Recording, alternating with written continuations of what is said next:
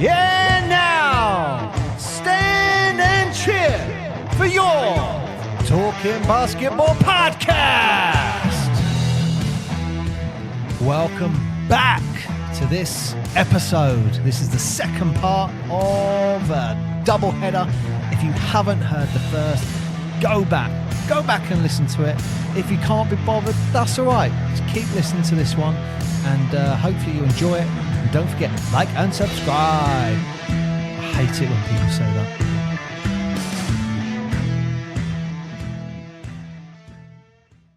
Well, Mark, we are at a point which is huge now. So this is the finals. Detroit taking on the Lakers. And after taking a 3-2 series lead back to Los Angeles, Detroit are poised to win their first NBA title in Game 6. They are one game away of winning their first title in the 1988-89 season. Now, I implore anyone listening to this who has not seen Game 6, Detroit versus Los Angeles Lakers in 88-89, please watch it, because arguably you've got to say it's one of the all-time performances. Top 10. Oh, I was going to say top 10, top 5. Yeah, it's got to be top 5 for finals, no question. So what happens? And damn it, I've forgotten when it happens. So basically, in this game, Isaiah is driving down middle of the court, gets near the key, he rolls his ankle. Yeah. Now, if just when you look at the clip, look at his freaking shoes. It looks like tennis shoes. They are like those, the plimsolls that you had to wear when you were at school. They're not far off. No, they're awful. They're not far off. That is low cut. He rolls his ankle. Now, any basketball player out there, I think most of us have rolled our ankles. You know that pain that you go through. And this guy rolls his ankle. It is done. He is done. Now, what happens next is why it's arguably one of the greatest all-time performances for a single player in NBA history in a NBA Finals. Again, my personal opinion is because what happens next is Isaiah goes to the bench, closes his eyes, puts himself into some place mentally, and then goes, right, I'm going to carry on playing, and steps up, and he's hobbling on the court. He can't run. And then he scores, I think it was 25 points in the third quarter on a severely sprained ankle. That's what then goes and happens. There's a great clip of that where you see him running up the court at one point. And when you see him running, it's like his whole body, he's contorting it to try and offset that, putting his weight on it. And he takes the shot, goes down the left-hand side, does one of his jump shots, and he's taking off from the other foot. Yeah. And he hops like in the crowd, and then when he he lands, and then he hops, and you think, how do you take off from the other foot to take a shot? And you're taking off on that foot because the other one seriously hurts. I mean, like him or not, that's flipping impressive. Well, 25 points in the third quarter alone. And I don't know if this is still an NBA Finals record, but I think it is. 25 points in the third quarter. Wow. On a rolled ankle. Now, the Lakers win the game. The Lakers win the game by 1 point. And I think any Detroit fan listening to me will know exactly what I'm about to say. This is known as the Phantom Foul. So Detroit are up by 1. Isaiah on one leg. They're up by 1. Kareem Abdul-Jabbar gets the ball. Bill Laimbeer's marking him. Kareem does his classic turnaround hook shot. Laimbeer jumps up completely straight. There is air. Foul. And you're like, I've watched that clip a lot trying to see what the ref was calling there. I had a look this morning. That is no foul. That is not a foul. All I would say is, if you're going to call Bill Laimbeer for a foul, I think he'd be more disappointed at the fact of like, you're calling me for that. Like, I have flattened people and you've been like, not sure, was that a charge or not? Well, it's known as the phantom foul. Yeah. Referred to by many as the phantom foul. And I can't remember where I heard this, but someone said it might have been a Detroit player. No, maybe it's someone in the press. They said the ref didn't call him for that foul. They called him for the 2,000 fouls he did on another 2,000 guys that didn't get called. Yeah. I don't understand that, what the other two referees saw, because they must have seen, hang on, that is not a foul. I don't know. But it's, again, that's what's beautiful about basketball. Like, you know, that's what happened. Yeah. Kareem goes someone to can line, come in and 2 completely shots. stitch up the rest of the game. But, you know, It's a beautiful thing. it's Rumor has it that ref actually is the one that is currently training all the current NBA refs. And that's why they're all so shocking. wow. Well, look, Mark, it's an incident that we're still talking like, what, 35 years later? Yeah. So, I mean, you know, so sorry, where was I going? So they lose by 1. Kareem goes to the line, scores both free throws, go to the line. And that's Now, in LA, isn't it? It wasn't Lakers. Yeah, that was in the Forum. Yeah.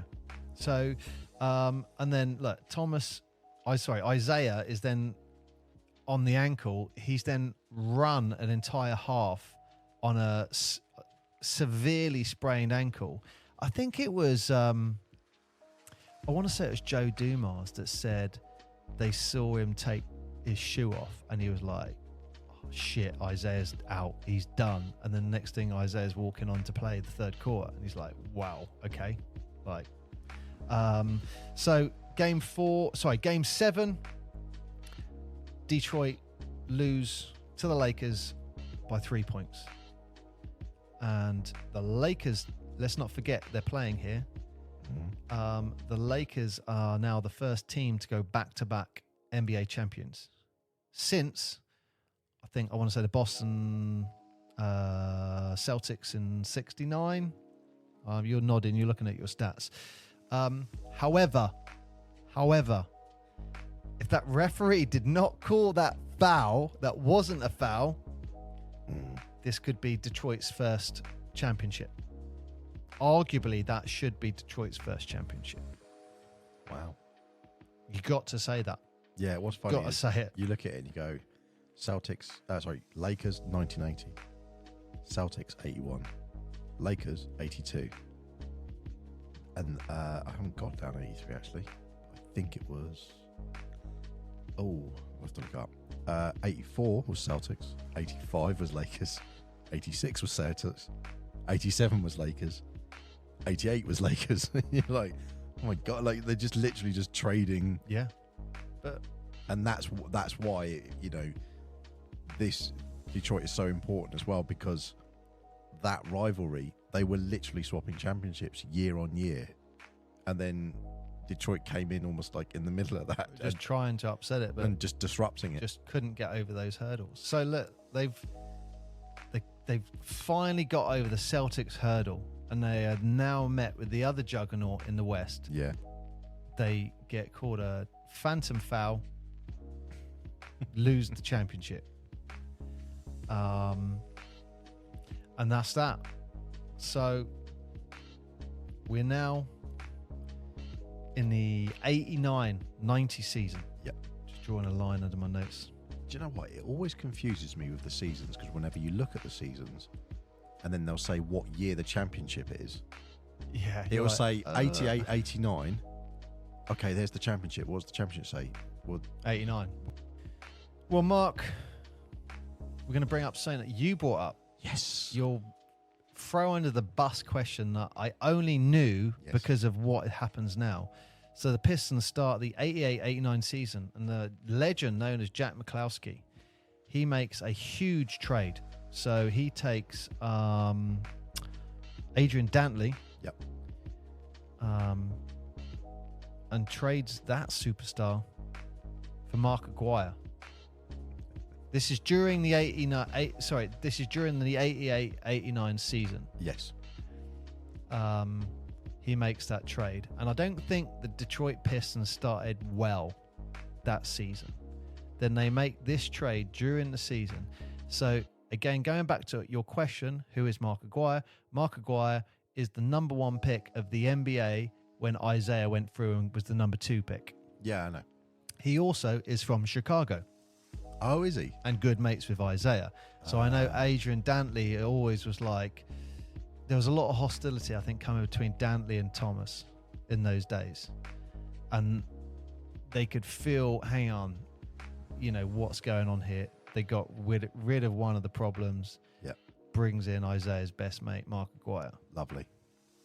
So, you know what I always think is really interesting? When you talk about seasons nothing. People will just talk playoffs, don't they? Yeah. And I think that's why you get players like Kobe, who was just like, it's just about the ring now. Who gives a crap? It's the ring. That's their focus, is that. Yeah. In 20 years' time, you're not thinking... Oh, they won. They went 54 and 36. I don't care. Yeah, so it all comes down to the playoffs. Well, look at the playoffs the year just gone. You had 2 teams going into the finals. You had people like the Lakers and the Heat and stuff. They didn't make the play. They actually had to do the play-ins. They had to win the play-ins, and they were bottom seeded in the play-ins to get to the point of getting to the playoffs. And then they just started knocking people out. And you think, what? In the old days, they'd never even been. They'd been out. Do you like it or not?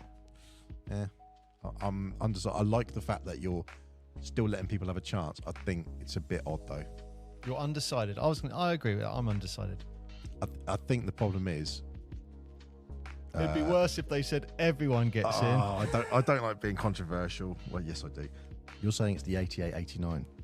Yes. That was an inaugural season for them as well, wasn't it? Because they used to play in the Pontiac Silverdome. And that was very famous. No, Mark, you're a season ahead. Nope. Yeah, you are. They moved in 1988 into the Palace at Auburn Hills.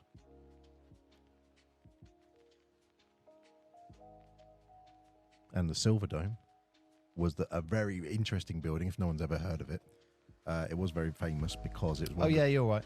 You're right. Of course I am. I wrote my note for the Palace coming in the wrong place. I did it after my story here. So the thing about the Silverdome, I don't know if you know this, but it was one of the first buildings, or there was a few at the time. It was one of the last ones that still had this roof. And the roof was actually made of like a fabric, and it was held up by air. I know it sounds really silly to say it, but it was one of the last ones to do that. So they thought they were going to sell that and it was going to become something else.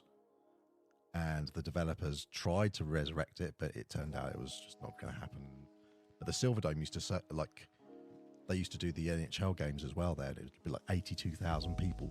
So it was one of the biggest arenas. So can you imagine that at the time?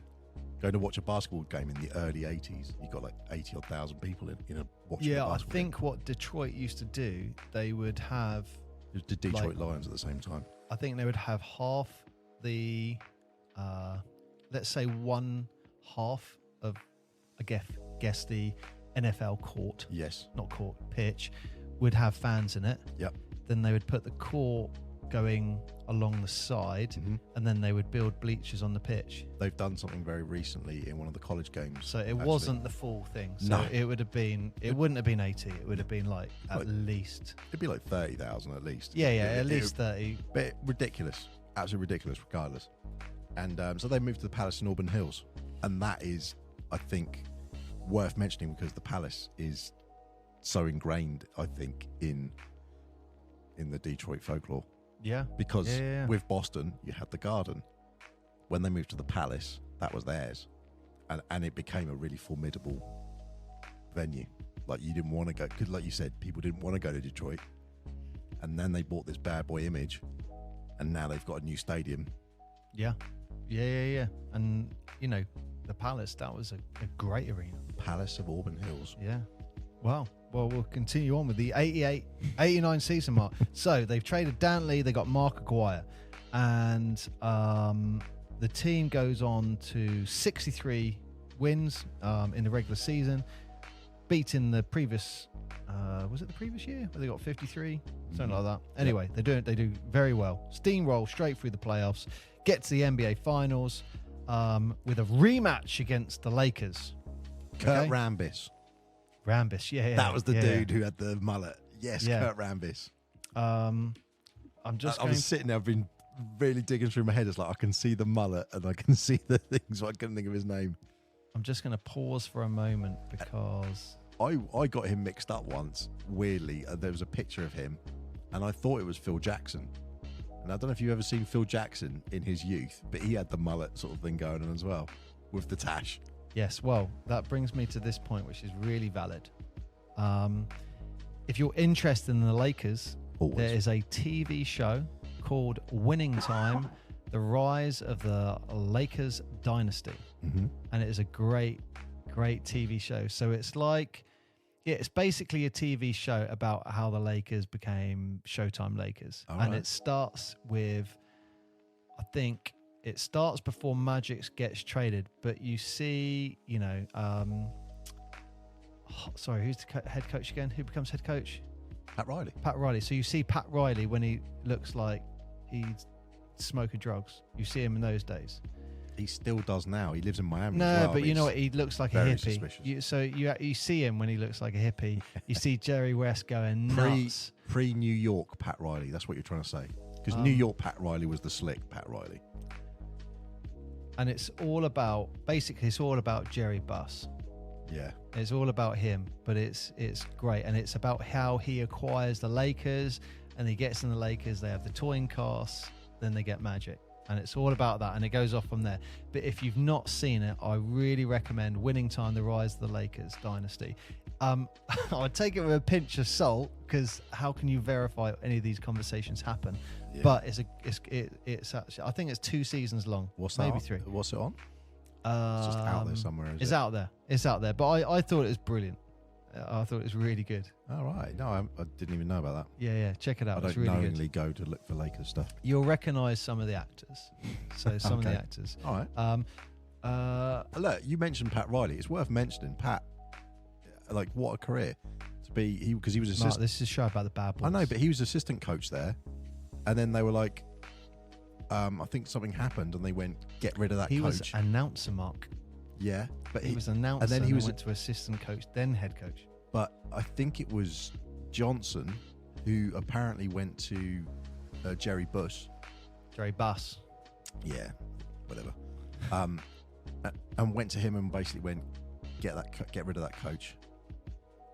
He wasn't gelling with whatever, and they were like, oh yeah, that wasn't the reason that we got rid of the coach.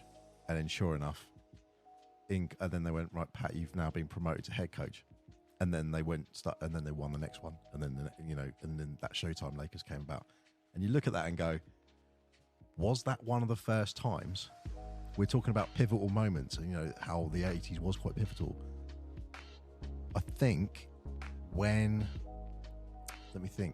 it was around that time, that's got to be one of the first players that has actually influenced what the coaches are doing. And people argue in modern times about someone like LeBron, for example, having massive impact about like Ty Lue, and saying bring these people in or go do this, and the massive Shaq did the same when he went from like Miami to Lakers and Orlando and stuff, and the power of a player against a coach and that sort of thing. That's huge, but actually that's as far back as Magic goes, and we saw that obviously with Jordan. But that's as far back as that goes, with Magic doing that to get the Showtime Lakers, who then did that. Whereas in Detroit, you didn't have that. You had the Detroit staff making all and then putting the team together going, you guys are going to work together. When you think of it that way, it wasn't like, let's bring the best players in. It was like, yeah, they are great players, but they're probably all going to hate each other. But I think they got people with the right mindset. Well, like Yeah. Jack McCloskey, he was the man. that's what I mean. So he was pulling those people in, and you think, blimey, like that was brave compared to like, go get that player, I want this person, which is what you kind of see nowadays. And this is the classic one I wanted to talk about. The great story about Lane Beer. I'm sure it's this one. Oh shoot, hang on. before I talk about this, I'm just going to go back in time again. Time travel. I'm going to go back in time. We need a time travel noise. Because a lot of people know, younger guys know Jordan. So I'm just highlighting this Jordan. So before the Detroit Pistons took on the Celtics in the conference finals in 88-89, Yep. they took on Jordan. Yep. As I'm quoting Bill Lane Beer, we took on Jordan and the Jordanettes. Jordanettes. And obviously the Detroit won in 6 games. Yep. But this is where Jordan is now physically strong. He's mentally strong. So he served up 46 points in one of these games. I think it was the first or second game, actually. The Bulls go up 2-1. They're up 2-1. And this, I think when they go up 2-0, this is where Isaiah goes out on, I think by a lake or something like that. And he's sitting there. And he comes up with the Jordan rules of Joe Dumars. Oh, okay, yeah. So this is the Jordan rules, where they're just like double team him, triple team him, make him pass the ball, and if he comes into the key, boom, put him on the floor. Okay, so I mean that is a real summarization of the Jordan rules. I'm sure they're a lot more intricate than that. But anyway, someone did a book on it, I think. I think the key factor for me in the 89 series against the Bulls is the mental fortitude of the Detroit Pistons. You know, they're not even, they're like just on another plane. They're like, right, okay, you know, Jordan, all right, who else is going to win it? 89. So this time the Pistons come out to take on the Lakers, and I think it's game 2. Magic pulls up with a hammy, but the Pistons absolute steamroll them, sweep them, beat them 4-0. Joe Dumars is named Finals MVP, and the Detroit Pistons claim the NBA championship.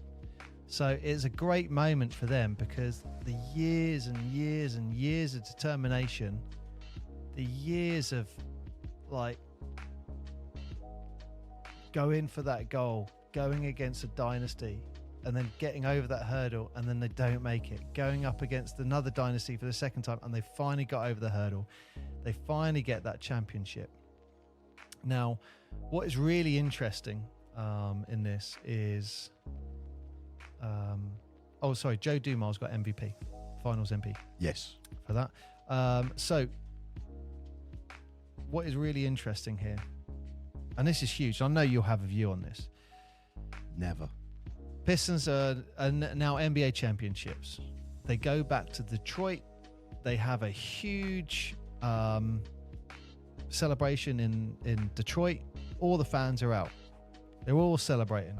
Yeah, I know what you're going to say. And what happens is the day of celebration, but it's also the day of the NBA expansion draft. Mm-hmm. And every team, my understanding, could only protect 8 players. That's right. So they protect 8 players. Now you've got Rick Mahorn, you know, one of the other taps of, Bill Lane Beer. One of them's getting you, real strong player. He gets picked up in the expansion draft by the Minnesota Timberwolves. And I've seen this clip, and he's emotional to this day. He cries about it, because he's like, I won a championship on the day I'm celebrating in the city. I got traded to Minnesota, and he always said he wanted to be the one to defend it, and he never got that opportunity. You look like you're going to say something. No, I'm just waiting for you to. No, I'm there. Well, I don't know how I feel about it. Yeah. I mean, what? I feel sorry for him. I was just literally trying to find something about what Mahorn did afterwards, just to make sure I'd fact checked it. I did get it right. Luckily, I wasn't completely crazy. Firstly, yeah, shocking and outrageous. because the two expansion teams were the Magic and the Timberwolves. Yes. Yep. Yeah. So he got traded to the Timberwolves, Yeah. and he said, "I'm not turning up for them. They can jog on." Oh, really? And he didn't. He, like you said, "I'm refusing to play for you. I'm not playing for you. Who the hell are you? I'm not playing." And you've got to remember, goes back to your story you were saying earlier, when they said, "Oh, you're going to go play Detroit," and he's like, "Hell no, that's not happening." Oh, right. Yeah. So he had exactly the same attitude. So what happened? He got traded To 76ers and went and played with Charles Barkley, Philadelphia. Oh, wow. Yeah. And so him and Chuck then became Pump and Dunk. That's what everyone heard, Pump and Dunk. That's what they were. Oh, right. And that's why Mahorn went and played with him for like 3 or 4 years. Oh, I didn't know that. Yeah. But he literally, they were like, "You've been traded." And he's like, "Yeah, you can jog on, mate." And they're like, no, we expect you there. Now, how... Hang on, you were just saying that the West wasn't strong. Yeah. West wasn't that strong. But do you know what's really interesting? Fast forward to, we're in November 2023. We've just had a whole scenario in the NBA with James Harden. And what was he doing?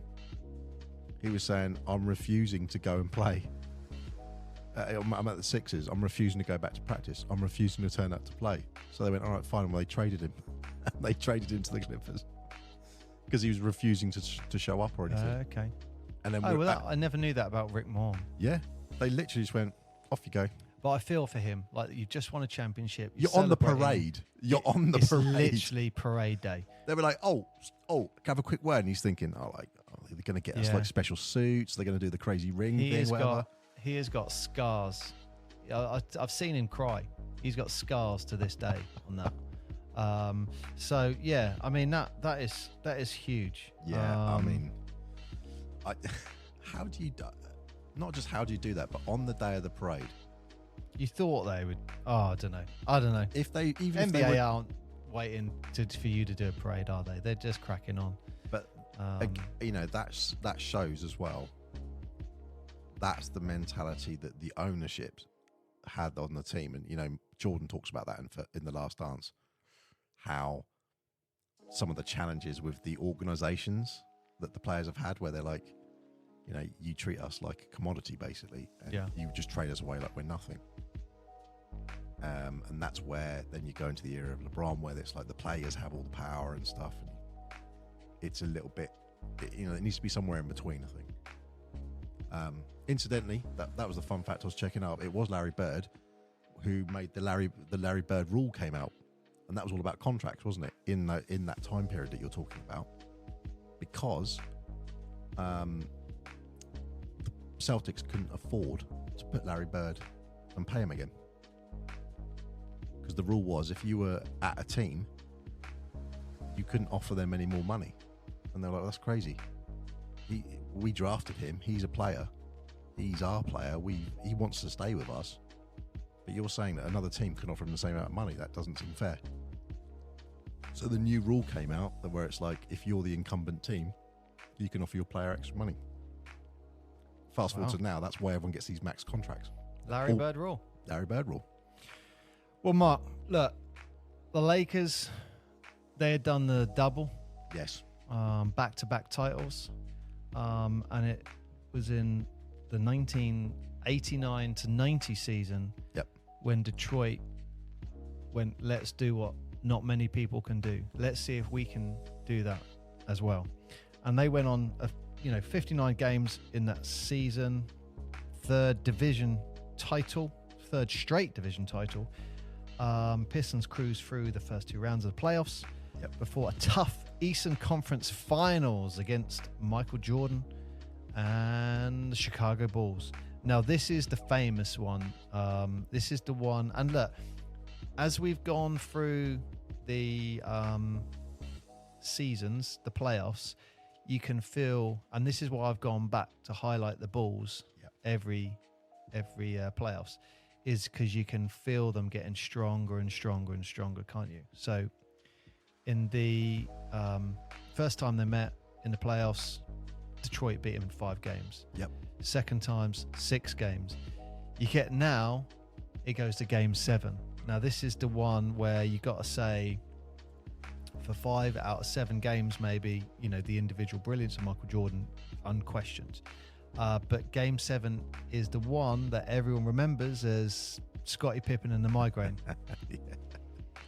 And there's a great quote I saw by Bill Laimbeer. He was like, look, in Detroit, unless you're dying, like, you're getting out on that court. Like, we don't care. Like, even if you got a broken leg, you're going out there. Like, don't forget, it was 2 seasons. Isaiah rolled his ankle and played in the actual finals. So, but yeah, so, obviously we know what happens that Game 7, Detroit, and I got to say, I think the veteranness, I'm not sure if that's the right word. They've been there, they've done it. Sometimes when these teams, they've been there, they've done it. The new teams, it's that pressure, or, sometimes that the veterans or the experience of that gets you through Golden it, isn't State have done that in recent years. Yeah, I was thinking Golden State as well. Yeah, they've done that in recent years. They've got that experience, and they've got the time on the ball, and they've got the game time in the playoffs. And like you were saying earlier about, I won't say the league doesn't matter, but the league is just, where am I going to get standing when the playoff comes? That's what it really comes down to. And these guys, when you get into the playoffs, they just step up to a different level, and it's yeah. Well, that's the one is always known as the Scottie Pippen migraine, and they lose in Game 7. I think and that's the 3rd straight season that the Pistons had beaten the Celtics. The Pistons had beaten the Bulls and knocked them out in the playoffs. Again, I'm going to come back to that. I'm going to come back to that in the next season that we talk about. Yep. So they then go back to the finals for the 2nd consecutive year. Yep. And this time they're faced with the Portland Trail Blazers, who actually beat them Game 1. I can't remember who says it, but I've seen it, and he's like, "We're going to the crib." One of the guys goes, "We're going to the crib. We're going to the crib." But Portland Trail Blazers, if you're not, I'm sure you've heard of him, Clyde Drexler. He was playing for them at the time. Clyde the Glide. So they split the first 2 games. The first 2 games were at the Palace, and Portland still one of those games. So they got home court advantage now. Yeah, they used to do it differently, didn't they? They used to do the 2 games, then 3 games, then 1 and 1. Yeah. Oh, yeah. So that's what that guy was saying. We're going to the crib. So he's basically, that's what he said. We're going to the crib and we're not coming back. Yeah. That's what he said. So, and the thing that everyone was talking at the time was Detroit had not won a game in Portland since 1974. Wow. And again, it was Bill Laimbeer with his, what's the word? Enthusiastic approach. Well, it's just like, screw you. Like, records are there to be broken. That's like, exactly. Yeah. Enthusiastic approach. It was very so what. You've done this before. So what? And they already had a ring now by that point. So they're like, now, so what? You've done this. I think it was Isaiah who said that feeling of becoming NBA champion is intoxicating, and you do anything to get it. Yeah, I can imagine. So anyway, Detroit haven't won in Portland since 1974. They then go on to win Game 3, 4, and 5, all 3 games in Portland, becoming the first NBA team to sweep the middle 3 games on the road. Yep. Because now we don't do middle 3 games. Correct. On the road. And I think it was the microwave, Vinnie Johnson, who hit I want to say it was like less than a second. He hit like a 15-foot jump shot to win the game. And since then, I think all the bad boys call him 007 rather than the microwave. Isaiah got NBA Finals MVP. Now, there is an amazing story in this series that I just wanted to go back and talk about. And that is around Joe Dumars. Yeah. So, Joe Dumars, his dad wasn't doing very well at all. Okay. And, he's basically on his last legs, his dad. And before game 3, Joe Dumars' dad dies. Yeah. And the family didn't tell Joe Dumars because he wanted to play the game first. So he goes into the game and plays not knowing his dad's passed away. No. And he then goes off and scores 33 points in that game. There's one really amazing moment, I think, is Joe Dumars drives in and he just throws this shot up, and it just goes like a teardrop, I guess is how to describe it. It just goes so high and then just drops in.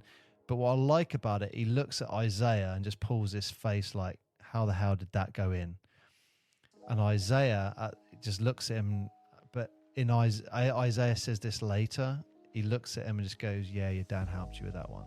Wow. Because Isaiah knows, Chuck Daly knows, not many people know, but he knows. Game finishes, they obviously take game 3. They're in the locker room. They say, Joe Dumars, you got to follow me. So he walks out. Isaiah's behind him. Chuck Daly's with him. They walk in office and say, take this call. It's your wife. You need to answer this call. His wife breaks the news to him. He's still in his kit, like sweaty kit, just from winning game 3. And he then goes straight to the airport where the owner's plane is waiting for him. Wow. So he's in his kit, and then he flies back to sort out his dad's funeral and be around for that. And the team were like, look, he needs to do what he needs to do. They weren't expecting him back. He comes back for game 4, scores 26 points. So, that's a really great story to be part of that series, I think. That there's... Yeah, I mean... I want to say almost that bit of angelness in there where he's angelness. He just goes on fire. Isaiah knows what's going on. He's like, your dad helped you with that one. You hear something That's like a that, great story. It's either going to break you or you're going to hyper focus on whatever you're doing to get yourself through it, aren't you? Yeah. Yeah. Do you know, I just was looking at that stat actually. 2 things. One, I'm totally correcting myself. It is the other way around. So this you're talking about is the 1990 NBA Finals, yeah? And the season is 89 to 90. Oh, that's what I thought it was, yeah. Yeah, it was. I got it the wrong way around. That's my bad. But so if they win 89... So, like, this one I'm talking about now is the 89 to 90. So they would say you're 1990 champions. Yeah, that's what I thought it was, yeah. And so, the other 2 facts were, one, they are one of the only teams to win in the 90s were the Pistons, the Bulls, the Rockets, and San Antonio at the end. Okay. That's it. Well, I guess in the 80s, you've got what? And in the 80s, this was the first time since 1979 that neither the Lakers nor the Celtics were in a final. The 1990. Wow. Jeez. Since 1979. So Well, 11 years without... That highlights... How tough that was. How the dominance and how difficult it was to overcome that. And what's maybe not sad, but because you had Celtics versus Lakers, and that's what will always be in history. That's why, we quite like the idea of talking about the bad boys, because not only were they such characters, it was such an important part of that whole story that sometimes gets missed, and they just sometimes get mentioned a bit like Houston does.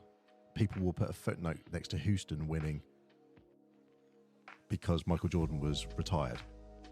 No, they had Hakeem Olajuwon, like one of the greatest centers of all time, who absolutely lit up, and they won back-to-back championships.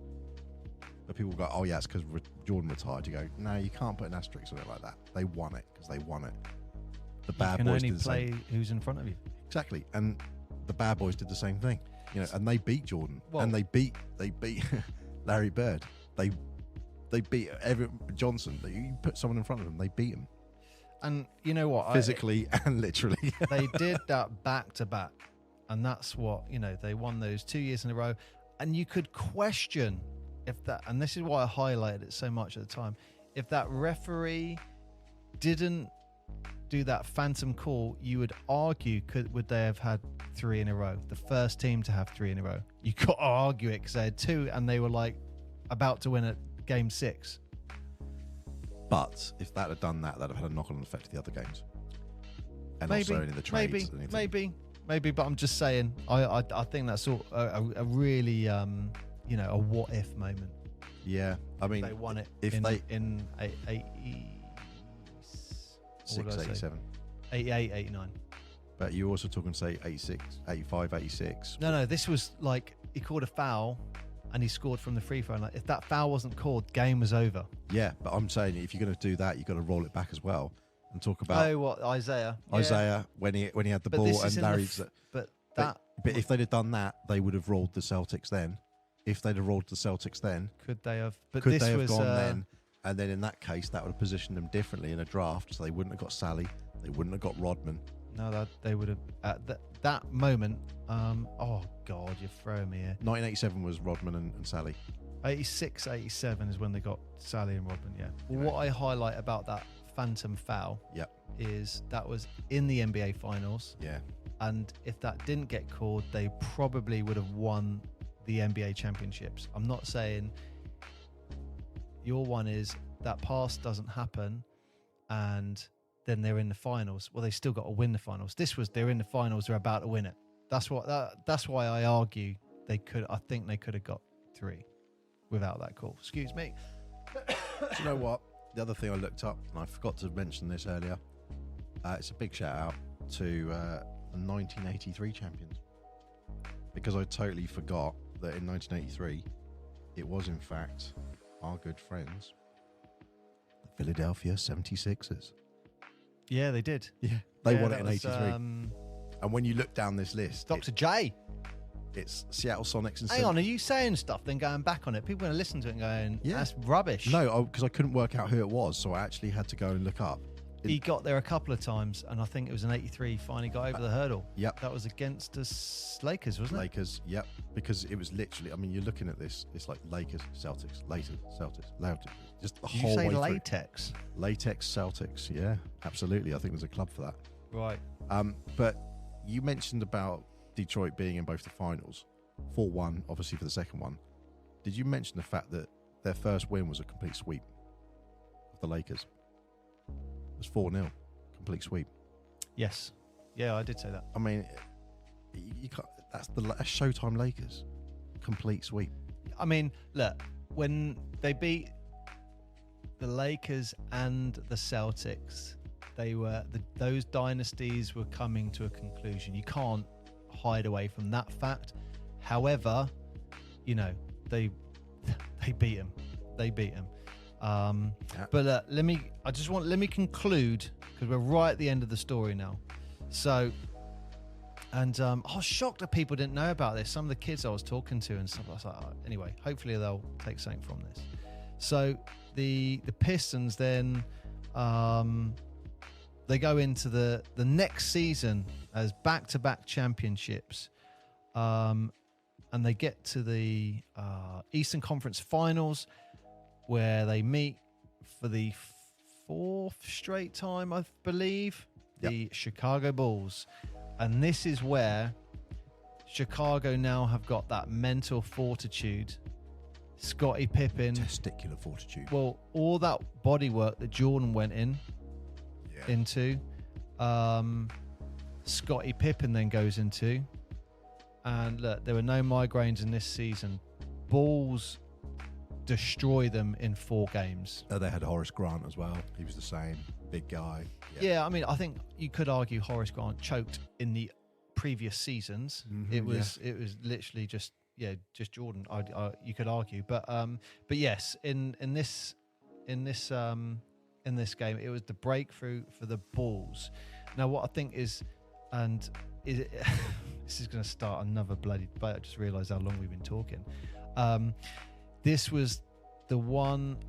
A couple of points I want to make with this is Joe Dumas. He actually says about talking about the Chicago Bulls. He goes like, guys, they're us. Like, they've been trying to beat us for 3 years. We've been trying to beat the Celtics for 3 years. Like, they are us. It's their turn. And this is when the Bulls get the breakthrough. They finally beat them. It's game 4. Game's over. And this is the famous walkout, the walk-off, which is where our story started as they...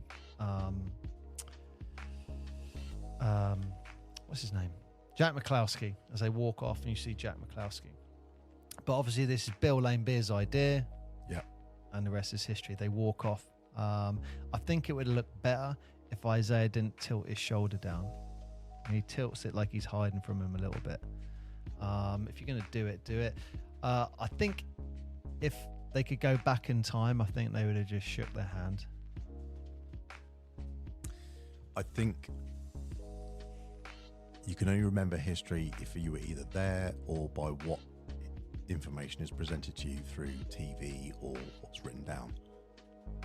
Unfortunately, Isaiah has this ability to keep trying to dig a hole for himself and just won't let things go and just say, if he'd have just said, I was hot-headed, I said the wrong things, or I did the wrong things that time, it was passionate, people would go, great.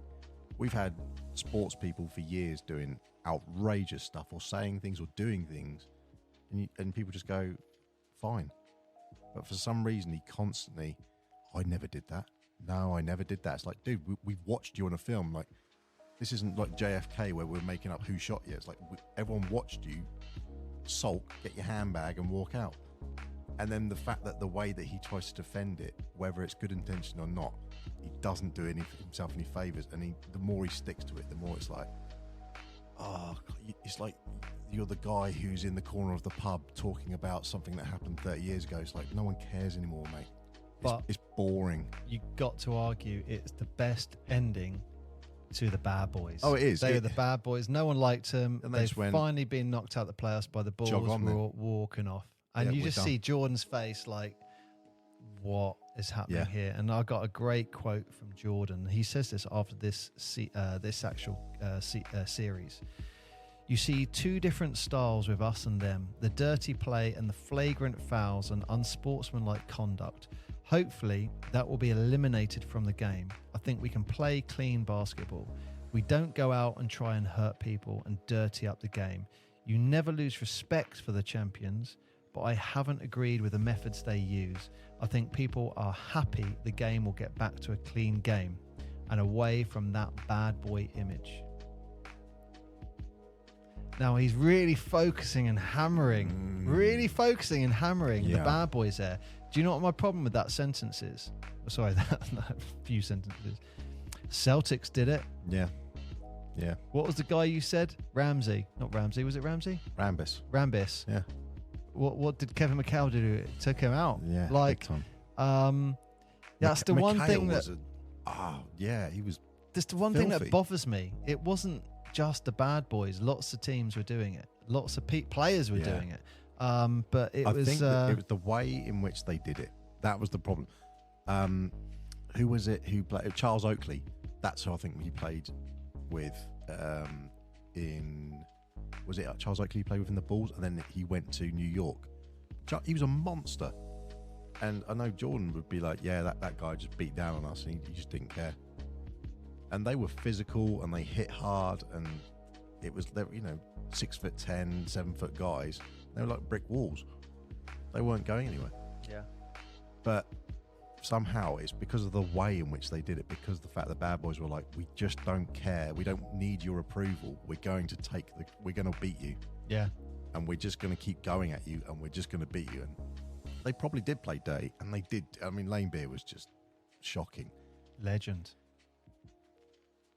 But at the end of the day, look at people like now. I like Luka, but does he flop loads? Yeah. They're trying to bring rules in to stop all these sort of things, and the game is always going to evolve. And I think the Pistons did something that, let's be fair, 1990 was the last time they won that championship. The next time they won it was 2004. Yeah, they had to wait a while for it. But Well, you think that's 14 years they had to wait for that.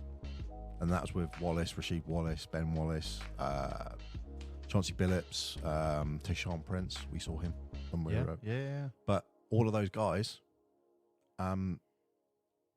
they didn't lean into that. Although, ironically, 2004 was Malice in the Palace, wasn't it? Malice in the Palace, yeah. I think they were a very physical team. They were a very physical team, so they lent on that whole idea, but they maybe didn't quite go into it. And then obviously that then happened, which put quite a few people out, because that was 2004, 2005, I think. Yeah. So they were champions by then, but yeah, that was not Well, not highlight. So Detroit have built that. But if you think that Detroit are one of the oldest teams, the first official game in the NBA was played in 1949. That's the first official NBA game. okay. Played by the New York Knickerbockers and Toronto. Believe it or not. Didn't they try to play it like they played it It was in a Toronto. day early before whoever was going to play, I think, wasn't it? I think so. The 3-point line didn't come until 1979. So my argument is that fundamentally changed the game, especially nowadays. So I would argue any God, I know where you're going with this. any trophy before 1979, Doesn't count. well, it's a different league. It's a So different league. Seattle lose their... Oh, he's thinking of it. He's saying, hang on, let me take that back. Oh no. Well, Mark, look, let's round this up. Let's talk about the demise of the bad boys. So Yeah. after losing to the Bulls in 1981, I think there's a couple of seasons, but that's pretty much when the bad boys end. I think it ends up with Isaiah and Bill Laimbeer getting in a fight. Isaiah punches Bill Laimbeer in the face, breaks his wrist, something like that. And I think Laimbeer retires in 93. Thomas retires in 1994. Rodman gets traded. Sally gets traded. The bad boys end. Yep. Now, Rodman goes to the Spurs for those 3 years, yeah. and then incidentally, or a few years, and then incidentally joins the Bulls. Well, I wanted to end this on one point, which was going back to the start with the introduction of Isaiah Thomas. And I'm going to make this point, and I don't care what anyone says. I'm sticking by this. Isaiah Thomas is a better player than Christian Laettner. Fact. What? Isaiah Thomas is a better player than Christian Laettner. Isaiah Thomas should have been in the US Dream Team. Fact. And that's oh wow. that's in 1992. The US Dream Team. Isaiah doesn't get put in it. And I know there's a lot of conjecture about Jordan saying I'm not playing with him, but look, that entire league hated the bad boys. And you can't say that the bad boys, what they did over a 10-year period or whatever it was, 8-year period, didn't contribute to the fact that Isaiah wasn't picked in the Dream Team. Look, Christian Laettner was a college player, and I know at the time they were sending all the best college players there. Yes. But you got 11 future All-Stars in that squad. Why put a college player in there? Why? So I originally thought Isaiah should have gone. I originally thought it was because they had to, because the same way of even now with boxing in the Olympics, you can't have a professional boxer enter. They have to be, semi-professional or whatever. So when you see a boxer in the Olympics, often they'll come out the Olympics, get a medal or do well, and then you'll start seeing them in the professional circuit. All right. I thought that's why all the college people, you weren't allowed to send professionals. I'll make a different point then, Mark. Yeah. Isaiah Thomas is better than some of those players that went.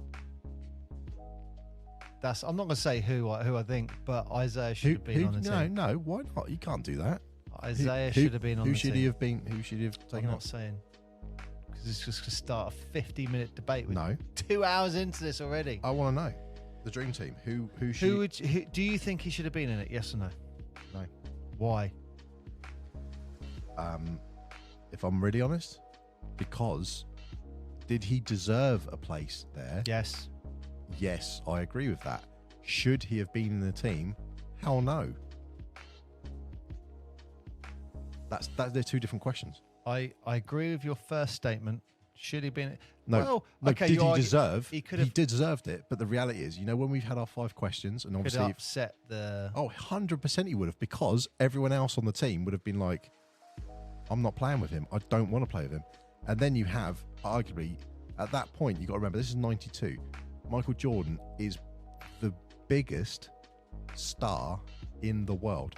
Not he's the biggest basketball player or even the biggest sports person. At that point, you don't really get any bigger than Michael Jordan. Like, he was... Yeah. You go to countries around the world who don't play basketball and they're like, Michael Jordan. He was so much bigger than anything else. And I'm not going to go in the whole GOAT debate thing, but I still don't... because you can't argue that. But Michael Jordan was the blueprint. And every professional basketball athlete now looks at Jordan, all defensive, all offensive, MVP, multiple rings, tenacious attitude, physicality, athleticism. He is the blue. His size, his everything, his charisma, all of the marketing he's done, the shoes, the lifestyle, everything about Jordan was a perfect blueprint. And you look at it, and the only thing they tried to get him on was that he liked gambling, whatever. He's the blueprint, and unfortunately, any other time period, Zeke would have been in that. But why would you argue against that's the blueprint? And that's not just the blueprint for everything that the game has been. Jordan is the blueprint for the game right now. You look at LeBron, it's Jordan. You look at Kobe, it's Jordan. You look at any player that picks up a ball today who's in an under-12 team who wants to go and play now. They're not wearing Magic Johnson shoes. They're not wearing Zeke shoes. They're wearing Jordans. He is the blueprint. I agree with what you're saying. So on that basis, if you want to go to the Olympics and you want to win a medal, you're not putting the players. You're putting the players together that you think, will they professionally work and lose their thing? And you've got to look at, historically, just before that, Zeke walked off, didn't do the handshake. His attitude in general things and general comments. He'd also made comments about making that statement with Larry Bird. So you look at the history that he's created for himself in that Bad Boys era. Oh yeah, let's put him in with all the other people. Do you think that would have resolved a few things? Though, No. them playing together. No, it would have not. They wouldn't have. They allowed Magic to play. Right? He wasn't playing at the time. No. Because he was one of the greatest basketball point guards ever. And Larry Isaiah's pretty close to being second, I'd say. He's a phenomenal point guard, and he always will be. The problem with Isaiah is the baggage. What you're saying. I get what you're saying. Isaiah is Dennis Rodman. That's why they're so perfect together. Rodman, arguably one of the greatest defenders players ever. What's the worst thing about Dennis Rodman? Is it that he's Dennis Rodman. He's an absolute walking nightmare. But on the court, he is amazing. You could argue, though, Chuck Daly was the coach. He was Isaiah's coach. Yeah. He could have brought... Who knows? It's a what-if moment. No We're going to have to agree to disagree. No, we don't. You're wrong. Isaiah Thomas should have been in the dream team. Look, when we do our 5... We don't need to go on about this. We do our 5 and Pine. It's the same rules apply. It's the same I know rules what you're saying, because I'd like to put Isaiah and Lane Beer in my top 5, but I struggle to who would go with them. So I know the point you're trying to make. I still think Isaiah should have gone in the dream team. Am I correct in thinking that the previous Olympics, they didn't do as well? I think they lost to Russia. Yeah, they came away with lost by 1. They came with a bronze medal. Yeah, but I think they got knocked out in the semis by Russia by 1 point. I think they scored and then they thought the game was over. People were taking their shoes off and they went, there's 2 seconds later, and it was a heave up the court. And Dan Majal is the scoring leader. That says it all. But yeah, that's why I know when they did the dream team, they're like, we're going to bring everyone who's the A game. Yeah. And you go, at that point, Zeke was at the end of his career. Jordan was smack in the middle of it. If you're going to have to pick one, they're going to go Jordan. I'm not Yeah, no, I know what you're saying, but I'm just saying I think Isaiah should have been on that team. He deserved a place, but he just never would have played. Let's leave it there. He deserved a place on the team. So that is the God bad bless boys. you. That is the bad boys. So there you go, Mark. That is a history of the bad boys. And a history of pretty much 80s basketball, to be fair. Yeah. Because I'd say they, I won't say defined it, but they really made such a massive impact on it that everyone will, I won't say don't forget, but it's always Celtics and Lakers, and you go, and them. And of course, Philly, who in 83 won it. Yeah, look, winning titles Back to is back. hard enough. They did it back to back Yeah. with dynasties all around them. And again, they're not talked about with love as much, but champions, my view is champions are champions, especially if you win 2 in a row. It's no easy feat, and the limited number of teams that have done it in NBA history, this needs to be celebrated. Oh, 100%. Definitely needs to be celebrated. And they, by far, are one of the coolest kids. Yeah. Absolutely. Well, that is the Bad Boys episode, Mark. That is the Bad Boys Detroit episode. Bad Boys episode. So if you like this, I mean, it's a bloody long thing, wasn't it? Yeah, we'll split it in half. Oh. But who wants to listen to 2 hours? Let us know, actually. Let us know if you that's prefer what I was going to say. If long ones or short ones. if this, if these numbers are good for this show, Yep. we'll do another NBA team. Yeah, we're doing another That's NBA what we'll team. do. If it goes well, we'll do another NBA team. If no one listens to it, we won't. Fantastic. But So you better get listening. I've got a good way to finish this, if that's all right. Do it. Yeah, I stole this from a TV show. Lovely. So anyway, that is. Oh, do you want to say anything before we go? No. Well, brilliant. Well, that is the Bad Boys. So look, if you're truly a fan of the sport of basketball, you've got to include the Bad Boys in your recognition of the league's greatest champions. And I think we can safely say that if you don't agree with that, then the Bad Boys will just say you can